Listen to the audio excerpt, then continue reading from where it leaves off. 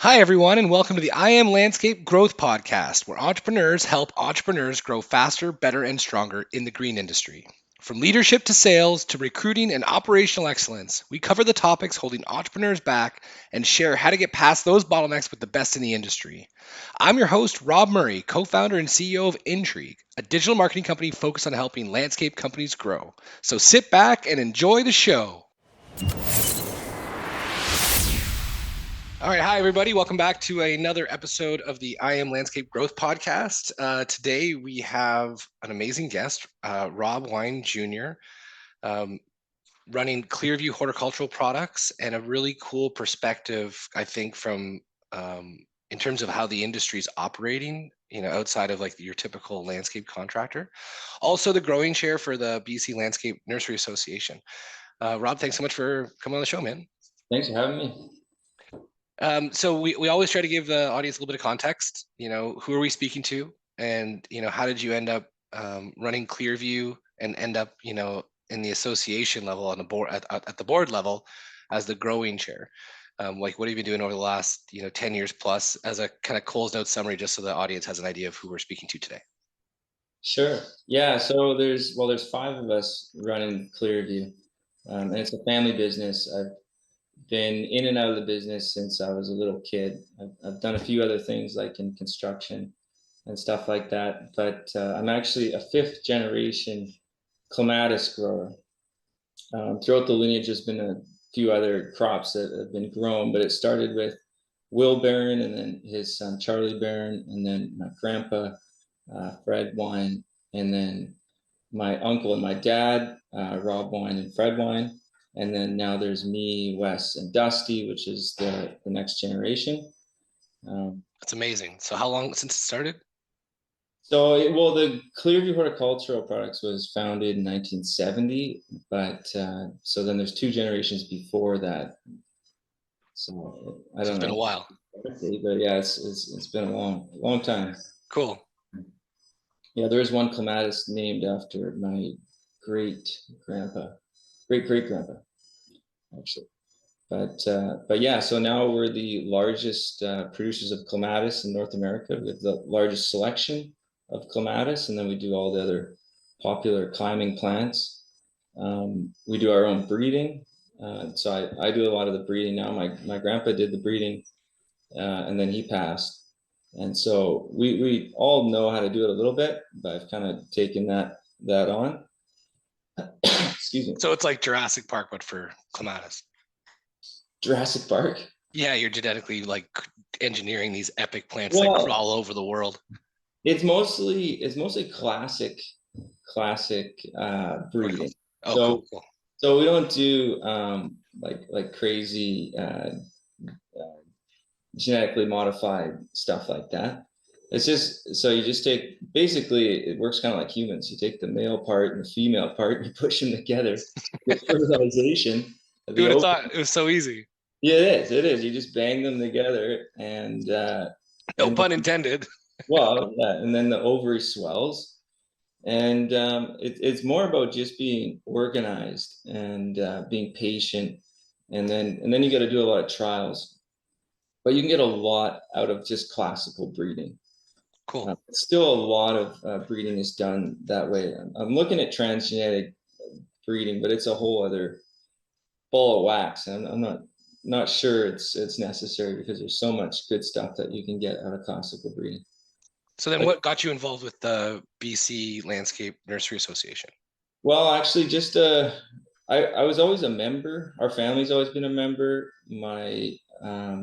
My uncle was the president of the BC Landscape Nursery Association a long time ago, which I didn't even really know at the time when I was getting into it. Right. He's done many things. He was the president of the BC Agriculture Council, and he's been chair for a few things. But it was just a friend farmer that just said, "Hey, we're looking for somebody to join the board. Why don't you try second vice chair?" And the good thing about that position is you don't have to do anything. Right. So it's a gateway drug into getting on the board. Yeah, yeah. It kind of you just see the inner workings, and you don't have any responsibilities, and you can see if you like it. And I didn't hate it. I did like it.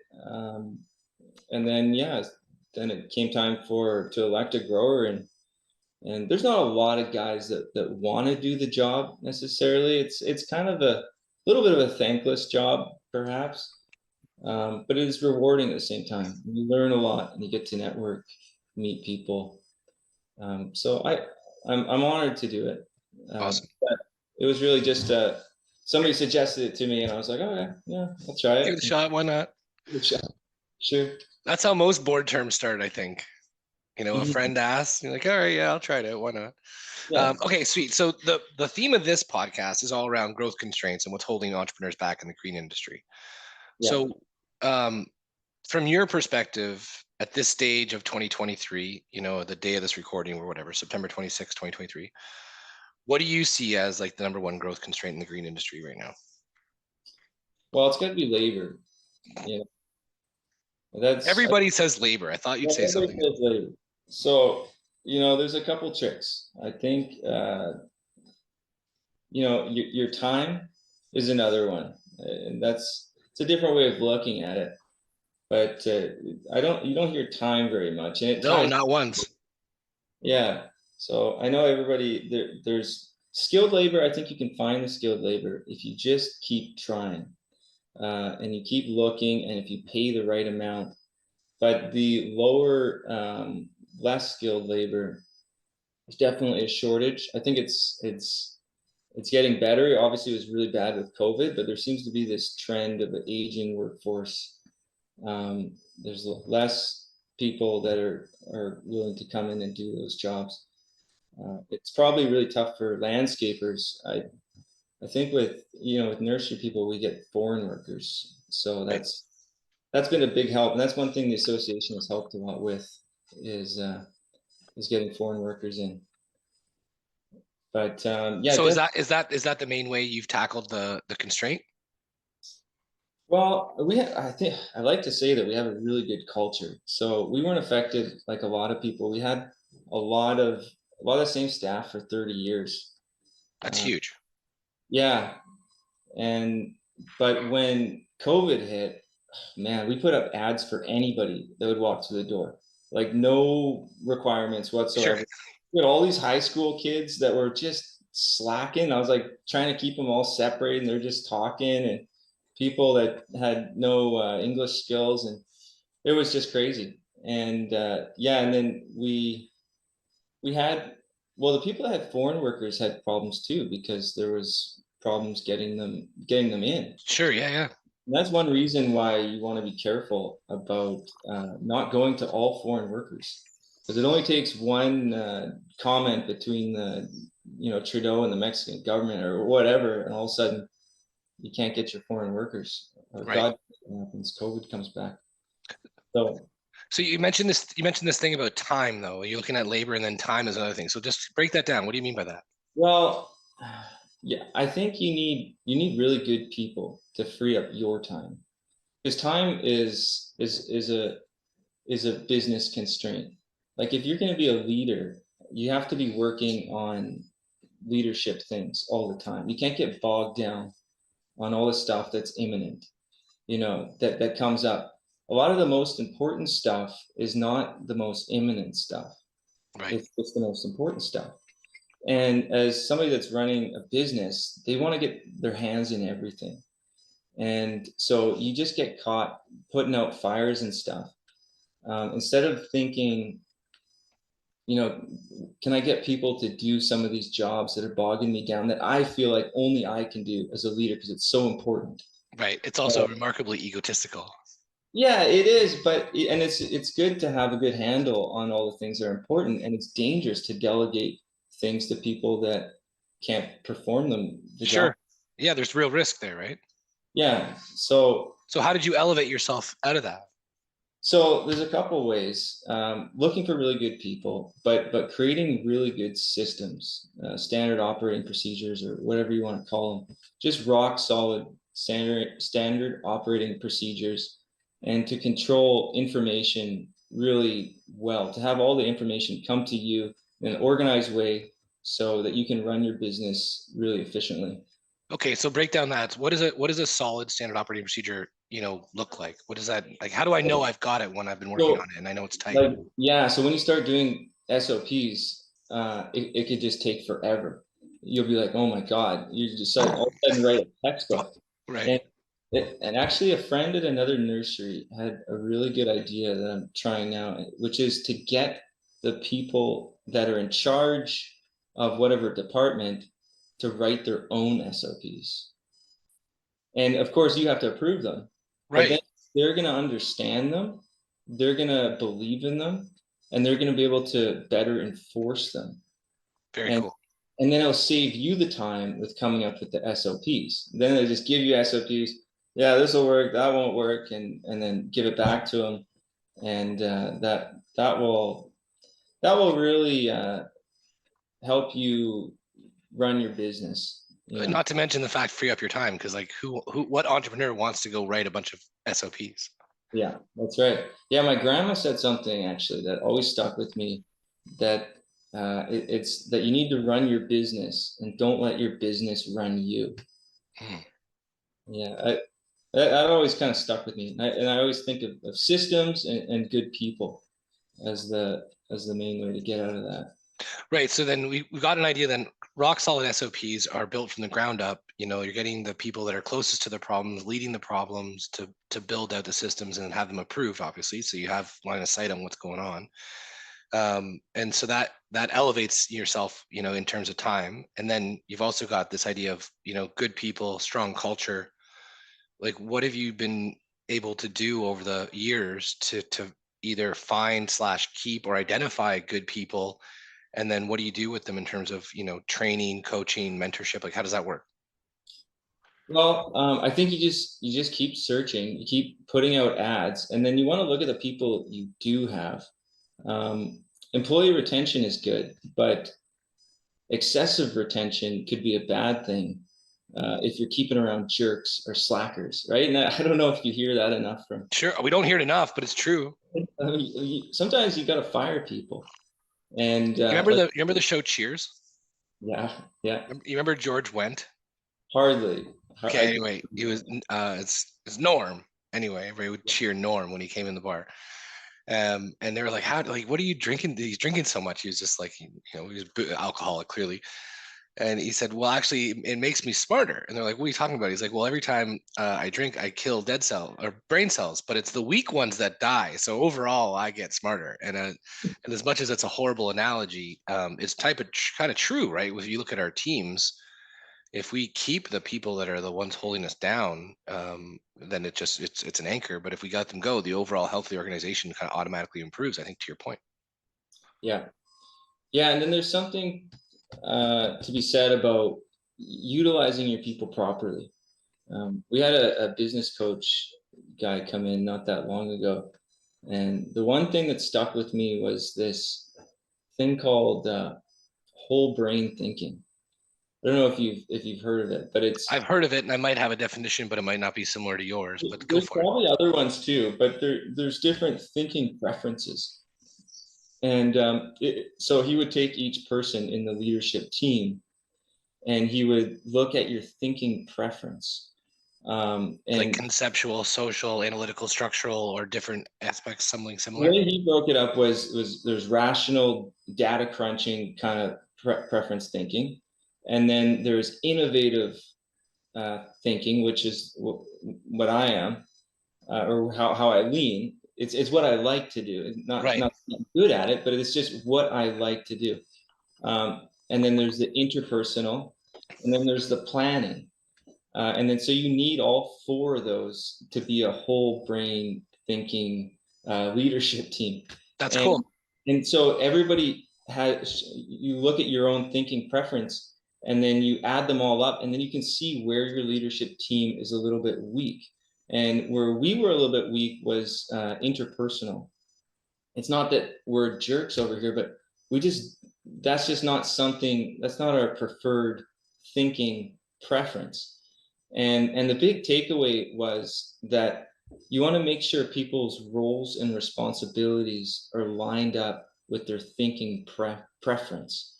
Right. Because if you're doing what you love to do, then you're going to do a much better job. No And doubt.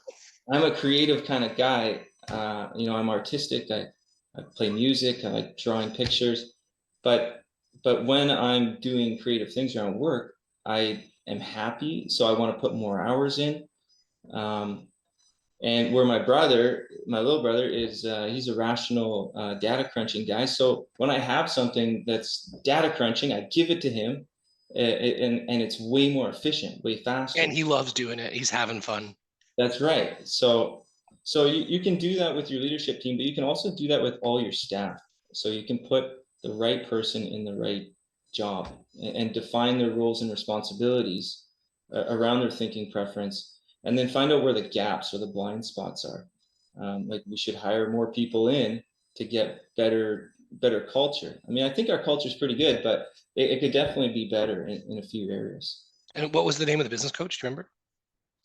I don't remember his last name. Yeah, it was Ian. We had a couple actually. It was Peter that did the. It's called the Herman or Dolphin. I can get it to you, but Yeah, well, that's cool. If you want to get it to me, I'll put it in the description of the actual sure, sure. podcast. But yeah, We full post it. brain thinking is I recall.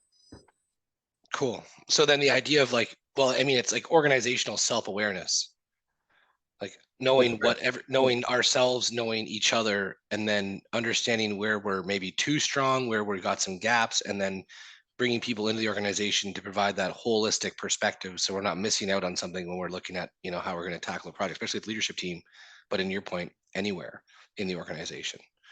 So, you look at systems, standard operating procedures, we've got people and culture, you provided some really cool pieces that are tangible that someone hopefully can take away from this and use it.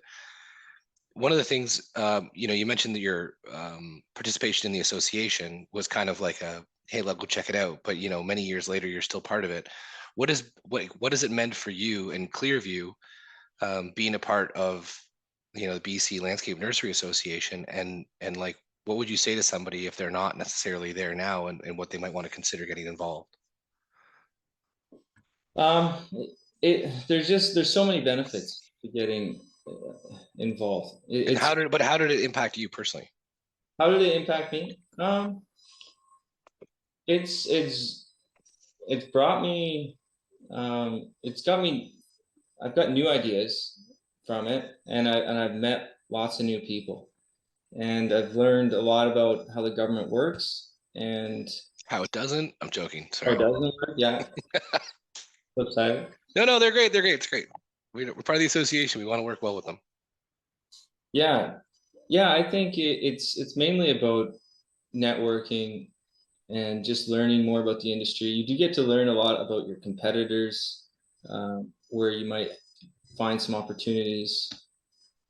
In like a cooperative environment, by like, kind of co-opetition. So you're talking to your competitors, people are sharing information, or you're learning about them through other sources and getting more knowledgeable about the industry. Like, what do you mean? Yeah, I mean, it's usually pretty. People are pretty transparent, and Mm-hmm.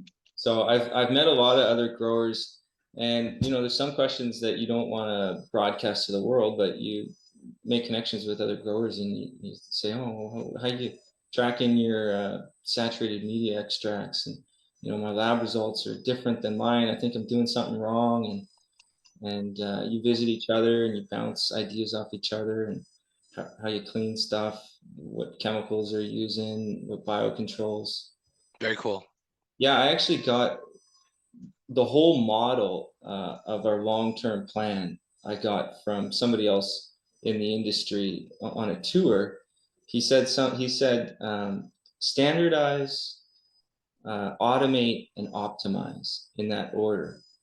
And it really stuck with me, because if you go to Europe, uh, there's a lot of automation, and you know how labor's going up, and that's one of the secrets to labor is investing in automation. No doubt. I'm sure there's some ways you can do that in landscaping too, but robotics is coming so far, and AI and all that technology.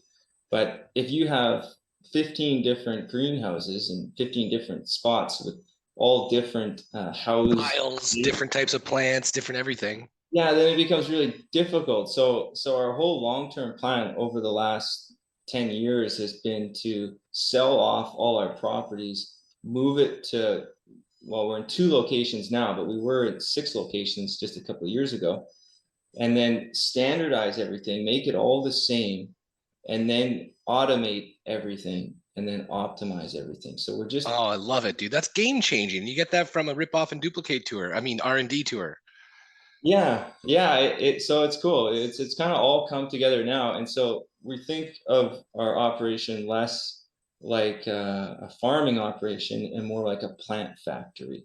Yeah, yeah. And now instead of people going out to the greenhouse to work on the crops, all the crops are brought to a factory-like setting where it can run through machines, or if we don't have that machine yet, it can run by people that are ergonomically sitting there, and then eventually we can swap those people out with machines when the ROI permits.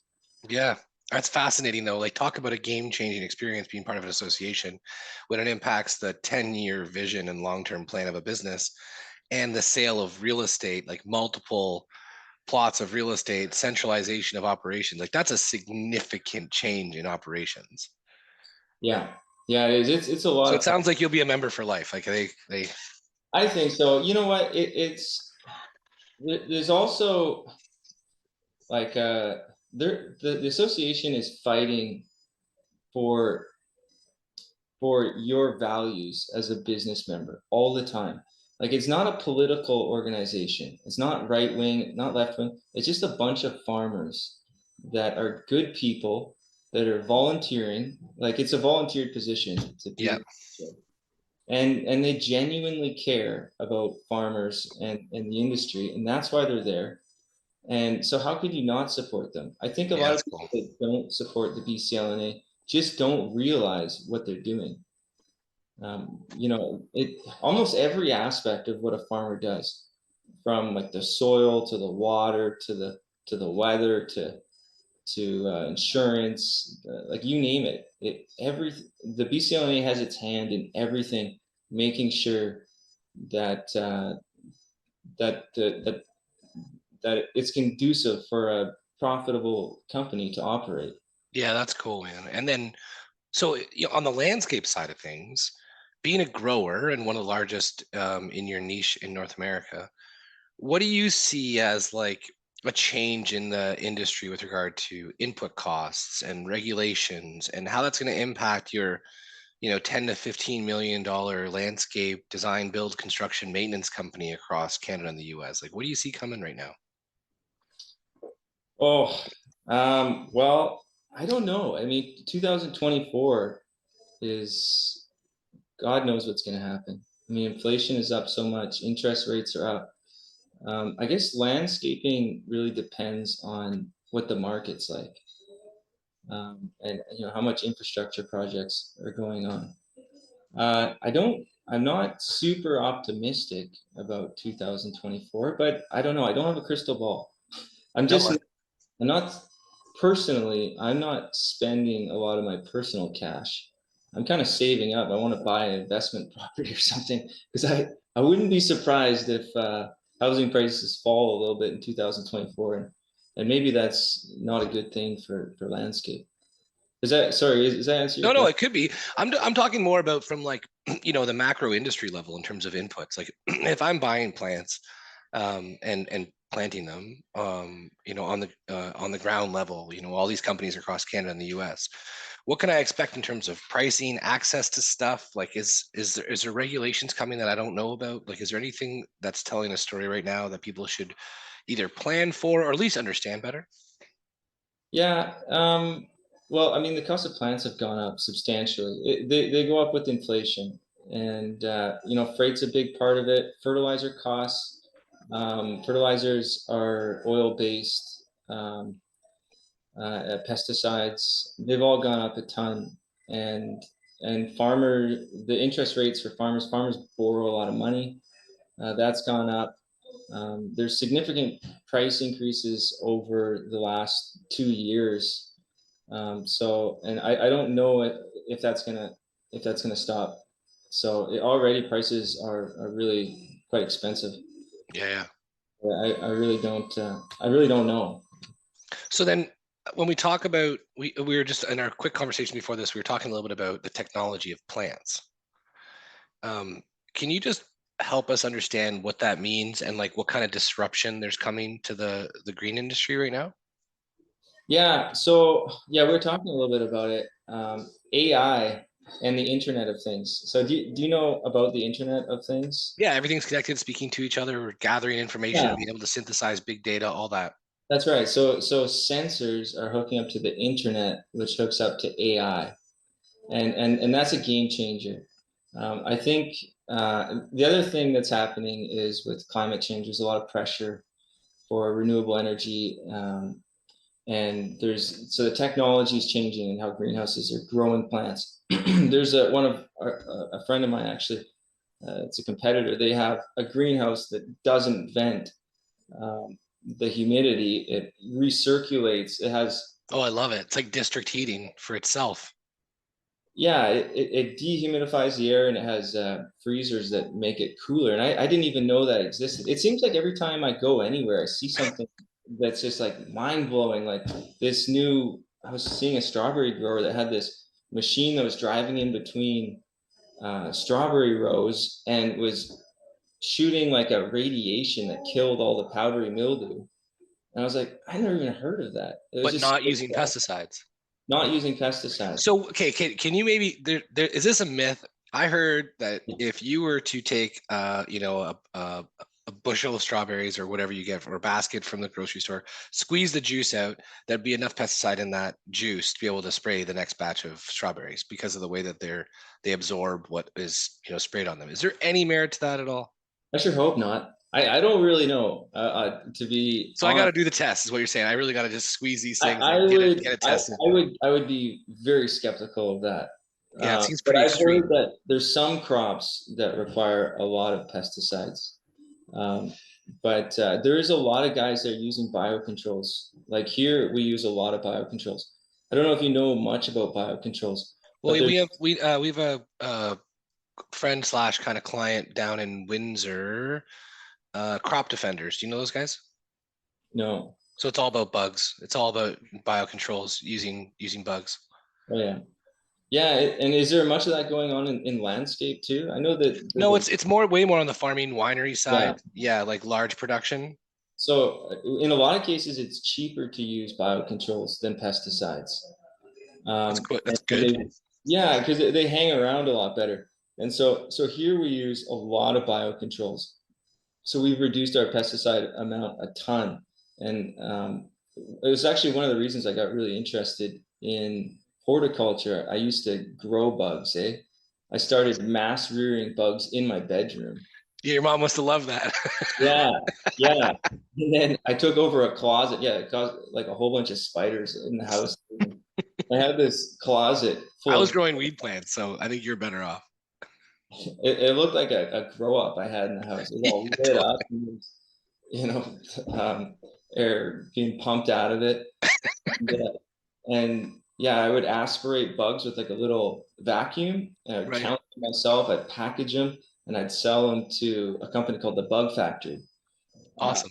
yeah, and then I started growing them in a big greenhouse. I moved out of the basement and started doing a whole bunch of it.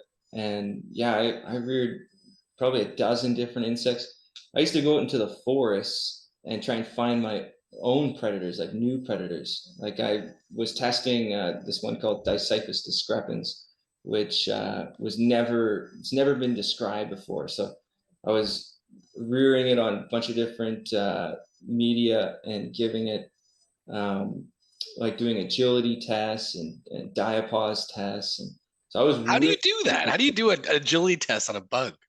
well, you just have like a piece of paper and you put a big circle and you put the bug in the middle of it and you tap it on the butt and you time it. And I wanted to see how fast it ran compared to its other species within the same genus. Yeah, okay. Yeah, to see if it was a better predator for our climate than this other species, Dicyphus hesperus, which is the main one. Right. But yeah, I would rear all sorts of stuff, and I was really into it. It was a lot of fun. So it became So that, yeah, then eventually I just brought them to the greenhouse, and then I was rearing them here at the greenhouse just so it'd be way cheaper to use it. And then the cost of biocontrols has come down quite a lot, and the technology has become way better. They have found ways to house the bugs and create like an entire ecosystem where, for example, you can have predatory mites that are in bags that feed on prey mites, and the prey mites feed on a mold, and the mold feeds on a oat, and so you have all these different Epic. yeah, so they can continually release for weeks and weeks and weeks, and basically they rear themselves in these bags, and so the technology is changing. So the bottom line is it's cheaper than pesticides in many ways. So is there a way for me to tell if I'm looking at where I'm sourcing my plants from, whether it's a greenhouse or a grower or whatever that might be, what should I be looking for if I want to get away from pesticides? Well, it's tough because the biocontrols are very small. So, I mean, you could Like in ask. terms of industry market penetration? No, no, sorry. Like they're Oh no, physically they're tiny, like physically to see. tiny, right? Because the other thing is you don't want big bugs because the customer's gonna be like, there's bugs on my food. Right?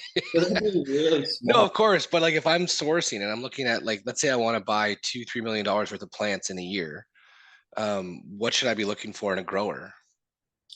Well, you can get a grower to send you their pesticide records. Like, what have you put on it, including biocontrols? I mean, biocontrols are kind of pesticides anyway, right? Yeah, sure, by nature, right?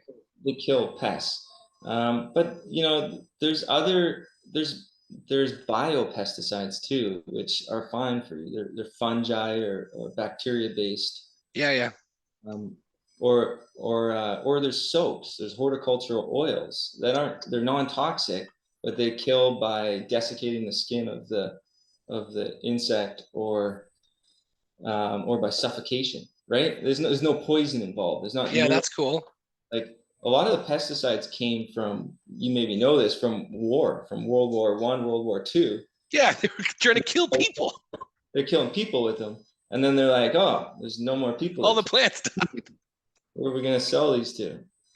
So yeah, so a lot of them are neurotoxin, and there's a whole bunch of nasty chemistries that slowly regulators have been getting rid of, like organophosphates, which accumulated in your body fat. So what is it? Glyphosate? Glyphosate? Is that right? Yeah, glyphosate is Roundup. Yeah. Yeah. And so, but like, is it still out there in the world or is it It's kind of gone? definitely, yeah, it's definitely out there with like corn and soy and stuff like that. Unfortunately, as I understand it, I don't have members that grow corn, so I can maybe crap on the corn growers. I'm just joking. But they, from what I understand, not only do they spray their crop with it to kill the weeds, and then they have like the Roundup Ready genetically modified crop that doesn't die, but they actually use it as a desiccant so that it's easier to harvest. So they will spray it post harvest Right, just to so break that it it's down. drier, so they can break it up. And so the amount is actually quite high. And I'm no toxicologist, but I try and avoid it if I can. Yeah, okay. So there's some merit to what we've been hearing going around right now, which is insane. Okay, Yeah. so all that being said, then, if you trying to bring it back to this consumer, so there's you've got biocontrols, which is a big part of what, not necessarily ethical growing, but like healthy growing, and you're seeing it happen more and more because the technology is getting better, which is great. What do you see as another technology that's going to be like kind of throwing waves into the green industry people should be aware of? I think is a big one is vertical farming. And Ooh, cool. Yeah, let's talk about that. you've probably heard about vertical farming, eh? Sure. Well, the science is continuing to advance on it and the need for it. There's a farm called Plenty Farms. Actually, just went through a round of funding for another $400 million, and Walmart was a big put a lot of money into it. But they have like an operation. It's like the size of a Walmart or something. But because they can stack their crops so high, so many layers, they can produce like 700 acres of farmland in one Like little area. 50,000 square foot warehouse.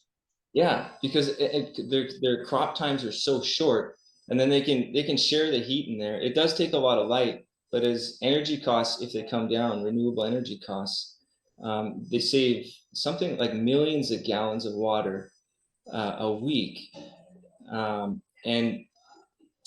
farmland takes up about 40% of the world's surface right now. I mean, I Crazy. have to check that, but I think that's about right. Like it's a massive amount of the Earth's surface. Are you Googling it right now? Yeah. Might as well. I don't have an assistant. I'm like, hey Yeah, Joe, can you Google that for me? I'm not Jamie. quite there yet. Yeah, I get you, Jamie. Yeah, but so if you can have these vertical facilities in what they call food deserts, or right in the middle. 38%, dude. You were tight. 38%, yeah. Yeah. Yeah, so like if you could imagine the amount of wildlife you could have, the Yeah. effect on the planet if everything was being grown in 1% of its footprint. Yeah, that's cool. Right? The government's going to fund this because of climate change. The amount of water that they'll save, we have water concerns, and then we can get food to people right in the middle of the city. You could build one of these things. So think about how you're saving freight and Oh transportation. yeah, massive. And then you could potentially build these things on Mars. I don't know. There's no real limitation because they're like this enclosed thing that's super efficient. So That's I think super cool. vertical farming, and then you're able to automate it quite well because you have it all, like I said, standardized in one spot. So a lot of vertical farms have gone out of business, but some of them are expanding. The cost of energy in some cases is going down. LED technology is getting better, and the need for vertical farming is increasing, I think. Yeah, I think by definition, right? Well, especially, I mean, farmland's being sold and being developed. Like we're not growing farmland. Like it's not going to be more than 38% in 10 years. It's going to be less by definitively. Okay, so The only limitation to that, I think, is tall crops, right? Because you can only stack so much corn, for instance. And so maybe we'll figure out how to genetically modify shorter crops so we can stack more layers, or maybe we can build the buildings taller. right. But yeah, I think that's a pretty cool technology, is vertical farming. So then to finish this up, then like help us understand the climbing plants and like the untapped potential of climbing plants. Like you mentioned that a little bit. What were you referring to? Well, I mean, we grow climbing plants, and so I think about it every once in a while, and it's relevant to a landscape podcast. In an urban environment, like in a city, there's not a lot of space for greenery. Sure, yeah, big trees, tough to get in between buildings when they're tight, right? Yeah, I mean, yeah, exactly. Trees have like these enormous roots. Trees are one way to do it, but if you quantify the amount of vertical spaces on the sides of buildings, it's huge in a city. Yeah. And there's all these different specialized types of climbing adaptations. And so there's a ton of different applications, and people are afraid because some climbing plants can destroy buildings. So there is some things that you need to be worked out, but with the right plant selection, Parthenocissus, for instance, it's like a Boston ivy, is a beautiful one. There's a hotel called Hotel Sylvia. It's a massive hotel, and the whole thing is covered. Yeah, if you Google it, it's gorgeous, and it has like a rainbow of colors. It changes throughout the year. And in Vancouver. In Vancouver, yeah, and you'll find it all over the place. But that's super cool. Yeah, and it kind of auto crops around the window because it has these suctiony cup climbing adaptation, and so it doesn't want to grow too far from the building. And is there podcasters that can see the video, or is it just an audio? Well, it's going to be a video as well, so I just wanted to share the screen. Okay, cool. Yeah, but this is what you're referring to, right? Yeah, and so that's one of the popular ones that It is gorgeous. Yeah, exactly. So picture that on all the buildings, and then compare that to traditional green walls and how much money they cost. We're actually putting soil in the wall, and then you got to figure out how to irrigate the thing, Yeah, yeah. plant them out all the time. Or mold, all the Yeah, maintenance that comes with it. it's so expensive. It's got to be 1% of the cost to use climbing plants. And there's so many different types of climbing plants. And if you think of what it does for, Cooling, air quality, that's right. Yeah. aesthetics.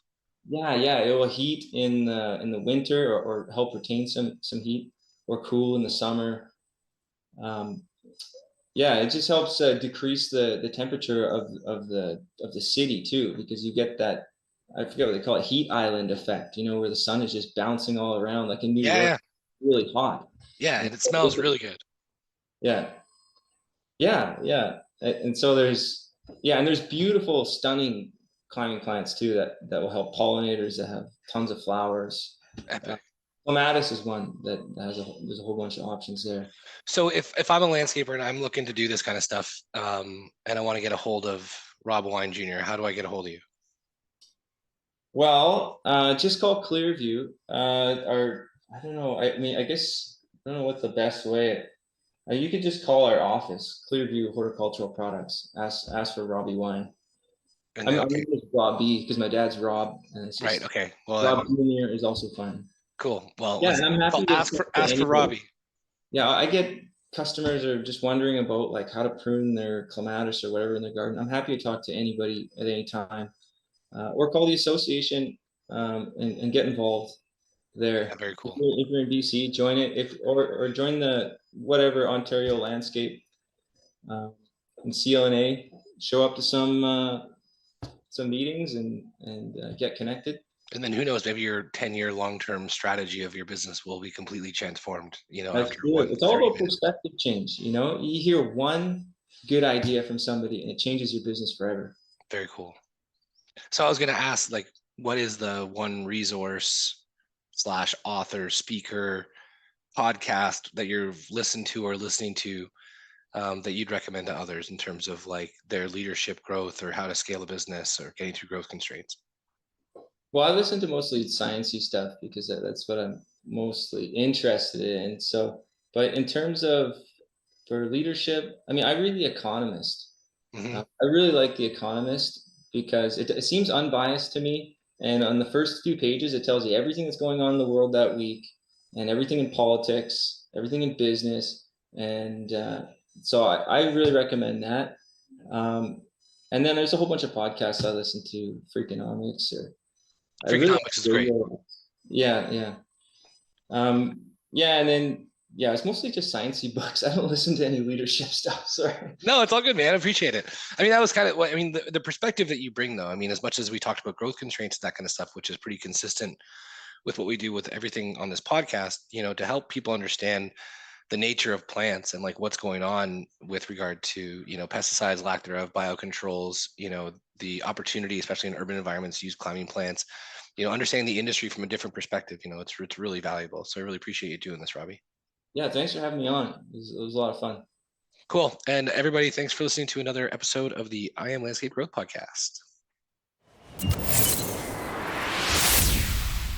The I Am Landscape Growth Podcast is brought to you by Intrigue, where passionate marketing meets predictable results for entrepreneurs. Remember to like and subscribe to the podcast so you don't miss the next episode. And if you would like to be a guest on the podcast, please visit intriguemedia.com and click on podcasts.